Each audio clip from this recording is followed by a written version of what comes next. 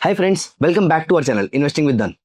दोस्तों, ये second video है उस वीडियो सीरीज की जहां पर हम डिस्कस कर रहे हैं कि अच्छे स्टॉक्स का सिलेक्शन कैसे किया जाता है, कैसे आप नॉट सो गुड और गुड स्टॉक्स में सिलेक्शन कर सकते हैं, रिजेक्शन कर सकते हैं, कौन से क्राइटेरिया ऐसे हैं जिसके बेसिस पे बड़े बड़े इन्वेस्टर्स अपने स्टॉक्स को लॉन्ग टर्म के लिए 5 साल, 10 साल, 15 साल, 20 साल के लिए एक्यूमुलेट कर लेते हैं। चाहे वो चार्ली मंगर हो, चाहे वो वॉरेन बफेट हो, चाहे वो पीटर लिंच हो, आरजे हो या दमानी साहब हो, ये सभी लोग अपने शेयर्स को कैसे सिलेक्ट करते हैं, कैसे कुछ कुछ फाइनेंशियल रेशियोज के बेसिस पे अपने कई 100,000 करोड़ रुपए लगा देते हैं। दोस्तों, वो रेशियोज कौन कौन सी हैं जो उन्होंने पब्लिक डोमेन में डिस्कस करी हैं, और इनमें से बहुत सारी रेशियोज मैं अपने लिए खुद भी यूज करता आ रहा हूं पिछले ऑलमोस्ट 18 साल से। तो कौन सी है वो फाइनेंशियल रेशियोज इस वीडियो सीरीज में हम बात कर रहे हैं, जिसमें पहली वीडियो में हमने बात करी थी इनकम स्टेटमेंट की। इनकम स्टेटमेंट में जहां से इनकम स्टेटमेंट स्टार्ट होती है वो है रेवेन्यू, और रेवेन्यू के ग्रोथ रेट कितनी होनी चाहिए एक कंपनी को अच्छा या बुरा कहलाने के लिए, ये चीज हमने लास्ट वीडियो में डिस्कस करी थी। और दोस्तों, कहानी रेवेन्यू के ग्रोथ रेट से स्टार्ट होती है, और अगर आपने वो वीडियो नहीं देखे तो जाकर वो वीडियो जरूर चेक कीजिएगा, वो एक इंपॉर्टेंट वीडियो है। अब दोस्तों, कंपनी ने रेवेन्यू तो कमा लिया, आपने फॉर एग्जांपल 100 रुपए की सैलरी कमा ली, लेकिन अगर आपका खर्चा 120 रुपए है तो क्या आप खुश रह पाएंगे? Of course not, you will always be stressed, और फिर आप उधार लेंगे, और यहां से हम सबकी प्रॉब्लम की शुरुआत हो जाएगी। दोस्तों, ये गलती कंपनी ना करे, इसलिए कंपनी का भी प्रॉफिटेबल होना बहुत जरूरी होता है, राइट? लेकिन प्रॉफिटेबिलिटी की 3 डेफिनेशन है इनकम स्टेटमेंट के अंदर। मैं आपके सामने दोबारा से इनकम स्टेटमेंट एक बार रिपीट कर रहा हूं, और आप यहां पर उसको देख सकते हैं। रेवेन्यू में से cost of goods sold minus कर दिया, डायरेक्ट एक्सपेंस माइनस कर दिया, तो बच गया ग्रॉस प्रॉफिट। ग्रॉस प्रॉफिट में से आपने selling, general, administrative expenses minus कर दिए, तो बच गया ईबिटडा। ईबिटडा में से डी और ए चला गया, डेप्रिसिएशन और अमोर्टाइजेशन चला गया, तो बच गया ईबीआईटी। ईबीआईटी में से इंटरेस्ट एक्सपेंस गया, बच गया ईबीटी। ईबीटी में से टैक्स पे किया, तो बच गया पैट, प्रॉफिट आफ्टर टैक्स। अब 3 टाइप के प्रॉफिट या 3 टाइप की अर्निंग्स है जो यहां पर आपको दिखी है। पहला, सबसे ऊपर देखा था gross profit. Gross profit divided by sales is equal to gross margin. फिर आपको दिखा EBITDA, EBITDA upon sales is equal to EBITDA margin. तो ईबिट मार्जिन हो या एबिडा मार्जिन हो, इसे हम कहते हैं ऑपरेटिंग मार्जिन या फिर ऑपरेटिंग प्रॉफिट मार्जिन। और तीसरा आपका होता है net profit divided by sales is equal to net profit margin. अब दोस्तों, कौन सा मार्जिन सबसे ज्यादा इंपॉर्टेंट होता है? देखिए, क्योंकि हम शेयर होल्डर हैं तो सबसे इंपॉर्टेंट हमारे लिए होता है नेट प्रॉफिट मार्जिन। लेकिन नेट प्रॉफिट मार्जिन तक बात आते आते बहुत लेट भी तो हो सकती है, क्योंकि अगर कंपनी ने ऑलरेडी अपने डेट पे डिफॉल्ट करना शुरू कर दिया होगा तो नेट प्रॉफिट तो ऑटोमेटिकली नेगेटिव आना शुरू हो चुका होगा, और हमें एज अ शेयर होल्डर ये इंफॉर्मेशन बहुत लेट पहुंचेगी। इसीलिए दोस्तों, आइडियली एक शेयर होल्डर को नेट प्रॉफिट मार्जिन देखना चाहिए या नेट प्रॉफिट देखना चाहिए, लेकिन हम नेट प्रॉफिट की जगह एबिडा जाके देख लेते हैं। जितने भी स्मार्ट इन्वेस्टर्स हैं, जितने भी बड़े इन्वेस्टर्स हैं, जितने भी क्वालिफाइड इन्वेस्टर्स हैं, वो सभी के सभी लोग ईबिट देखते हैं या फिर एबिडा देखते हैं।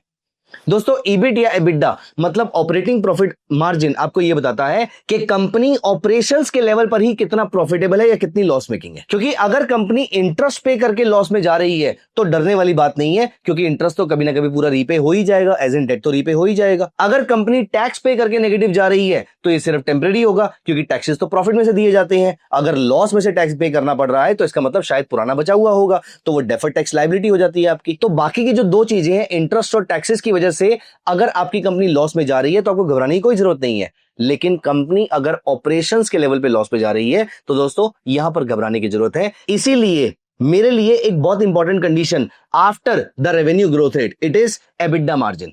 दोस्तों, एबिडा मार्जिन में मैं 2 चीजें देखता हूं।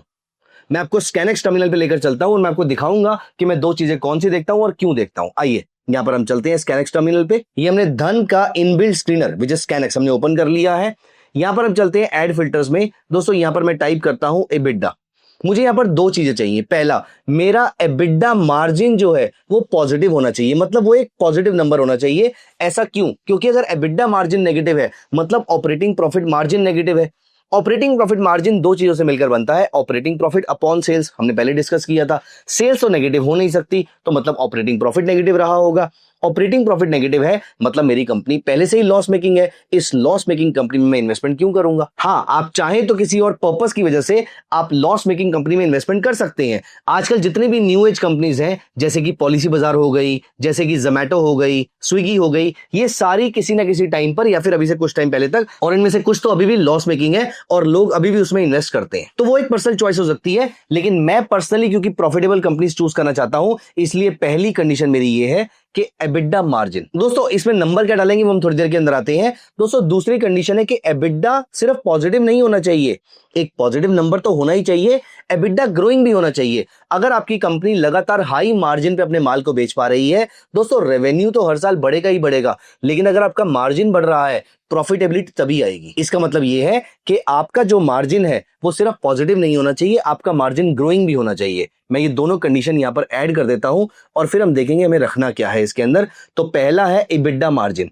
दोस्तों एबिडा मार्जिन ऑल्दो हर इंडस्ट्री का, हर सेक्टर का अलग अलग होता है, लेकिन सेफर कंपनीज वो होंगी जिनका एबिडा मार्जिन ज्यादा होगा। उसका रीजन ये है कि अगर इकोनॉमी कभी डाउनटर्न में जाती है और कंपनी को अपने फिनिश गुड के प्राइसेस स्लैश करने पड़ते हैं तो मार्जिन कम हो जाता है। अब अगर आपका मार्जिन ऑलरेडी 0.5% है तो आप कम कितना कर पाएंगे, इसीलिए कम से कम 10% के आसपास का आपका एबिडा मार्जिन तो होना ही चाहिए। वैसे मैं पर्सनली 12 से 15% के बीच में देखता हूं, लेकिन 10% तो बेयर मिनिमम है जो मुझे रखना ही है। पहली चीज दोस्तों, यहां पर अगर आप नोटिस करेंगे तो आपको 2700 में से अराउंड 900 कंपनीज बाहर हो जाती हैं। अब यहां पर इनमें से कौन सी कंपनीज ऐसी हैं जो लगातार अपने मार्जिन पे ग्रोथ भी शो कर रही हैं। दोस्तों इसका मतलब यह है कि इनके क्लाइंट्स को, इन कंपनी से क्लाइंट्स को इन कंपनीज की बहुत ज्यादा जरूरत है। अदरवाइज वो कोई और माल परचेस कर सकते थे, लेकिन नहीं किया। उन्होंने रेवेन्यू मेंटेन करते करते अपने मार्जिन को इंक्रीज कर लिया, या फिर हम ये बोले उन्होंने मार्जिन को इंक्रीज करते करते अपने रेवेन्यू को फिर भी मेंटेन रखा हुआ है, और रादर उनका रेवेन्यू बढ़ भी रहा होगा। वो हमने पहली कंडीशन में ही चेक कर लिया होगा।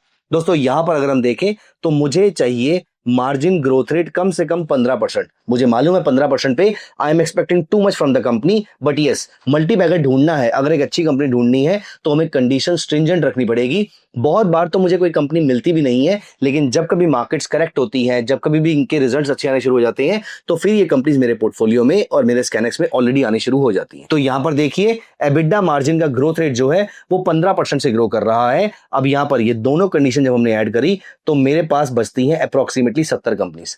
अगर आपको इनमें से किसी पैरामीटर पे कॉम्प्रोमाइज करना है तो ये वाला parameter let me tell you हमारा काफी स्ट्रिक्ट है। आप चाहें तो इसको भी 10% कर सकते हैं, 7-8% भी सही रहेगा। अगर आप इसको 10% करते हैं तो आपके पास 122 कंपनीज हो जाती हैं। अब दोस्तों 122 कंपनीज ऐसी हैं जो प्रॉफिटेबल भी हैं और इनका प्रॉफिट मार्जिन लगातार बढ़ता भी जा रहा है। ये दोनों कंडीशंस बहुत ही स्ट्रॉन्ग कंडीशन है।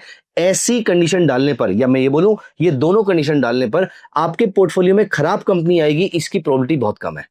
ऑल्दो ये सिर्फ एक या दो पैरामीटर्स हैं, हमने पिछली वीडियो में भी एक पैरामीटर डिस्कस किया था और आने वाली कुछ वीडियोस में भी हम बहुत सारे पैरामीटर डिस्कस करने वाले हैं। दोस्तों ये video series is going to be a very very कमाल की वीडियो सीरीज, क्योंकि यहां पर हम बहुत सारी इंपॉर्टेंट, इंटरेस्टिंग और बहुत ही काम की चीजें डिस्कस करने वाले हैं जो आपको जिंदगी भर काम आएगी और आपके लिए अच्छी इन्वेस्टमेंट्स निकाल के देगी। दोस्तों डू नॉट बी ग्रीडी कि हर समय आपको कंपनी चाहिए। बहुत बार ऐसा होगा कि कंपनी नहीं आएगी, कभी कंपनी की क्वालिटी अच्छी होगी लेकिन वैल्यूएशन खराब होगी, कभी वैल्यूएशन बहुत अच्छी होंगी लेकिन रिजल्ट्स अच्छे नहीं आ रहे होंगे, कभी सब कुछ अच्छा रहेगा लेकिन कंपनी में कॉर्पोरेट गवर्नेंस का या फिर कोई पुलिसिंग का इशू चल रहा होगा। दोस्तों हर समय कोई कंपनी नहीं मिलेगी, लेकिन इंपॉर्टेंट पॉइंट ये है कि जब कंपनी मिले तब हमें उसमें अच्छे से अपनी कैपिटल को एलोकेट करना। दोस्तों कोई भी पैरामीटर को अप्लाई करने से पहले अपनी साइकोलॉजी और अपने बिहेवियर के साथ मैच करके देख लीजिएगा और इसको टेस्ट भी कर लीजिएगा। अगर आप मेरी बात से कन्विंस्ड है तभी आप इस पैरामीटर को यूज कीजिएगा। तो दोस्तों आई होप आपको ये पूरा वीडियो, पूरा कॉन्सेप्ट समझ में आया होगा, पसंद आया होगा। अगली वीडियो में हम इसका थर्ड पैरामीटर डिस्कस करने वाले हैं and it is going to be a very very important topic. दोस्तों मिलते हैं अगली वीडियो में, bye bye, take care of yourself. Investments in the securities market are subject to market risk. Read all the related documents carefully before investing.